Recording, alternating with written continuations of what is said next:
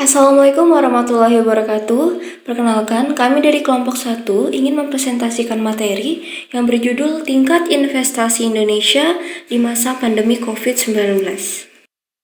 Nama kelompok kami terdiri dari Claudia Virginia Tampongangoy, Esa Nur Amelia, Jenny Khairunisa, Rafita Husnul Khotimah. Pengertian investasi.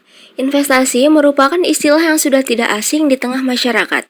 Secara umum, investasi diartikan sebagai upaya menanamkan modal atau dana dengan harapan bisa mendapatkan keuntungan di masa yang mendatang.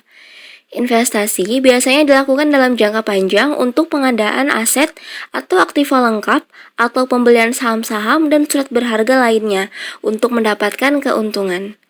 Ada banyak contoh bentuk investasi antara lain saham, sukuk, deposito, obligasi, tabungan, asuransi, dan reksadana. Bentuk lainnya adalah pembelian properti seperti tanah, emas, perhiasan, hingga menjalankan sebuah bisnis. Investasi dapat dilakukan secara perorangan atau individu maupun dalam bentuk badan usaha seperti perusahaan. Berdasarkan data dari BPS, Badan Pusat Statistik Ekonomi Indonesia masih berada dalam masa resesi pada kuartal 1 pada tahun 2021. BPS mengumumkan pertumbuhan ekonomi tanah air kurang dari 0,74% secara year on year dan kurang dari 0,96% quarter to quarter.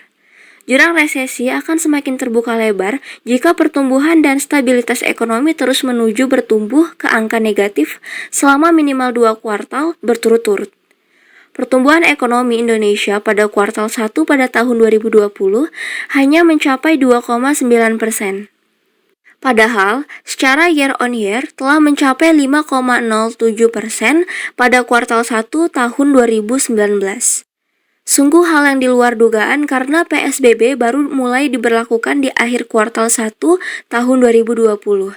Itu pun hanya di Jakarta. Bisa dibayangkan pertumbuhan ekonomi setelah kuartal 1 tahun 2020 kemungkinan akan terus merosot masuk menuju angka negatif. Jurang resesi akan semakin terbuka lebar apabila pertumbuhan dan stabilitas ekonomi terus menuju ke angka negatif selama minimal 2 kuartal berturut-turut. Berbicara soal hitung-hitungan angka, dampak COVID-19 terhadap kegiatan investasi di tanah air sendiri belum dapat dipastikan. Menurut BKPM, nilai realisasi investasi di Indonesia baru bisa diukur setelah ada pengumuman tentang nilai realisasi investasi pada periode triwulan pada tahun 2020 yaitu di bulan April. Sebelumnya, Bahlil Lahadalia selaku Kepala BKPM menjelaskan dampak berupa angka-angka pada nilai investasi di Indonesia tidak bisa serta-merta dihitung sesaat setelah wabah COVID-19 pecah. Hal ini karena kegiatan investasi baru terasa beberapa pekan setelah outbreak itu terjadi, terutama saat COVID-19 mulai menyebar hingga ke lebih dari 100 negara di dunia. Januari lalu, BKPM belum mencatat perubahan signifikan pada kegiatan investasi di Indonesia, karena dampak COVID-19 di tanah air belum begitu terasa. Hal ini berbeda dengan awal Maret di mana mulai ditemukan beberapa pasien positif COVID-19 yang berakhir pada pembatasan aktivitas ekonomi. BKPM menyatakan dampak investasi yang ditimbulkan dari penyebaran wabah COVID-19 baru dapat diketahui pada akhir Maret atau awal April. Dampak tersebut hampir dipastikan ada, mengingat saat ini RRT adalah negara dengan realisasi investasi asing terbesar kedua di Indonesia pada tahun lalu. Tahun lalu, nilai investasi RRT di tanah air tidak kurang dari 4,7 miliar US dollar. Nominal itu setara dengan hampir 17% total nilai investasi keseluruhan asing di Indonesia. Dari total nilai investasi yang telah disebutkan pada poin sebelumnya, potensi dampak investasi di Indonesia bisa mencapai triliunan rupiah. Institute for Development of Economic and Finance atau INDEF memprediksi ada potensi kehilangan nilai investasi sebesar 127 triliun akibat merebaknya COVID-19. Hal ini bukan tanpa alasan, mengingat salah satu faktor penyebab adalah prospek kegiatan dan pertumbuhan ekonomi yang semakin hari kian tertekan. Hal ini dikuatkan oleh pemerintah yang menyatakan bahwa setiap ada penurunan ekonomi RRT 1%, maka akan memberikan dampak penurunan pada ekonomi di Indonesia sebesar 0,3%. Melihat situasi yang terus berkembang, bukan tidak mungkin ekonomi RRT bisa merosot sampai pada level 5% pada 2020. Tidak bisa dipungkiri bahwa pandemi COVID-19 menjadi hambatan besar bagi kegiatan perekonomian di Indonesia. Sektor investasi juga tidak luput dari dampak buruk diakibatkan oleh pandemi ini. Semakin banyak negara yang berada di ujung jurang resesi, salah satunya seperti negara Singapura. Kepala Badan Koordinasi Penanaman Modal atau BKPM, Bahlil Lahadalia, mengungkapkan bahwa dampak dari pandemi COVID-19 terhadap investasi di Indonesia bersifat sistematik. Meski begitu, BKPM telah menyiapkan berbagai strategi untuk menjaga serta memulihkan iklim investasi di tengah pandemi COVID-19. Demikian realisasi investasi penanaman modal dalam negeri menurut sektor ekonomi 23 sektor. Proyek dan investasi dari tahun 2018 hingga tahun 2020. Iklim dan kemudahan investasi di Indonesia. Dampak yang diakibatkan oleh pandemi ini dirasakan hampir di seluruh sektor. BKPM sebagai institusi pemerintah turut melakukan upaya-upaya untuk menjaga iklim investasi, salah satunya adalah mempermudah proses perizinan usaha, terutama bagi bisnis di sektor kesehatan. Hal ini dilakukan untuk merespon pesatnya minat pelaku usaha yang tinggi dalam pengajuan izin kesehatan di masa pandemi ini. Di tengah tekanan ekonomi akibat pandemi COVID-19, realisasi investasi di Indonesia pada semester 1 2020 masih menunjukkan tren positif. BKPM melaporkan, pada periode semester 1 2020, realisasi investasinya mencapai 402,6 triliun, naik 1,8% dibandingkan periode yang sama di tahun sebelumnya. Nilai realisasi investasi semester 1 2020 mencapai 46,2% dari target investasi 2020 sebesar 871,2 triliun rupiah. Fokus ke proyek investasi mangkrak dan investasi besar.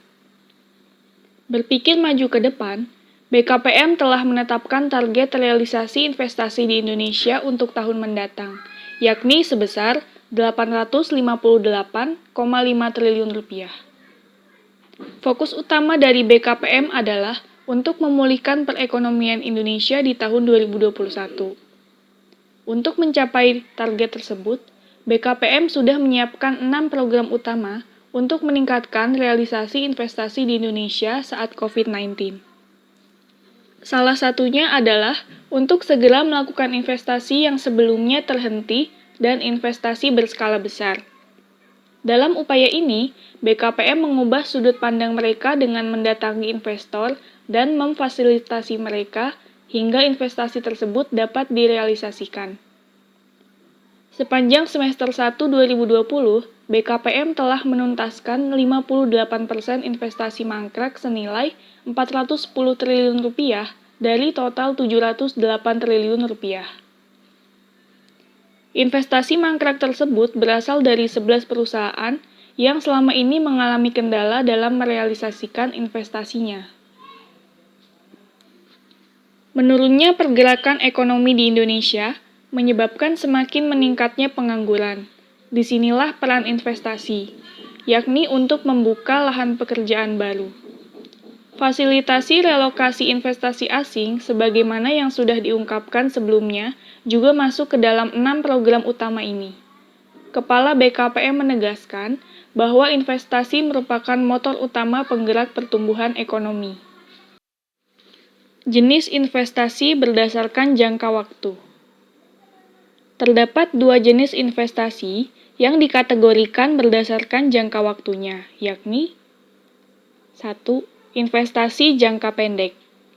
Investasi jangka pendek merupakan investasi yang memungkinkan kamu untuk mendapatkan keuntungan kurang dari 3 tahun dan dapat langsung dikonversikan dengan uang atau jual. Namun, perlu diingat bahwa investasi jangka pendek ini memberikan return yang lebih kecil sehingga cocok untuk memenuhi kebutuhan dalam waktu dekat. Contoh dari investasi jangka pendek adalah obligasi jangka pendek, pasar saham, sertifikat deposito. Yang kedua, investasi jangka panjang. Investasi jangka panjang adalah investasi yang membutuhkan waktu lebih dari 3 tahun untuk mendapatkan keuntungan. Kamu dapat menikmati hasil dari investasi ini dalam 5 tahun, belasan tahun, hingga puluhan tahun yang akan datang. Return yang dihasilkan oleh investasi jangka panjang tentu juga lebih besar dibandingkan investasi jangka pendek. Investasi jenis ini sangat cocok bagi kamu yang membutuhkan tabungan untuk keperluan di masa depan seperti biaya pendidikan, dana kebutuhan nikah, dana pensiun, dan lain sebagainya. Contoh dari investasi jangka panjang adalah investasi saham dan investasi emas. Tujuan investasi. Yang pertama, untuk mendapatkan penghasilan tetap. Yang kedua, untuk memperoleh kehidupan yang lebih layak dan stabil di masa yang akan datang. Yang ketiga, berguna untuk mengembangkan usaha. Keempat, mendapatkan jaminan dalam bisnis. Yang kelima, membentuk dan mengontrol dana untuk suatu kepentingan khusus. Contohnya seperti kepentingan sosial, kepentingan ekspansi, dan lain-lain. Yang keenam, mengurangi tekanan inflasi. Yang ketujuh, investasi dapat dipergunakan untuk menjaga hubungan antar perusahaan. Dan yang terakhir, berpartisipasi dalam pembangunan negara. Manfaat investasi. Yang pertama ada kebebasan finansial, yang kedua melindungi aset dari inflasi, yang ketiga meningkatkan kekayaan, dan yang terakhir kebutuhan darurat. Sekian presentasi dari kelompok kami, kurang lebihnya mohon dimaafkan. Wassalamualaikum warahmatullahi wabarakatuh.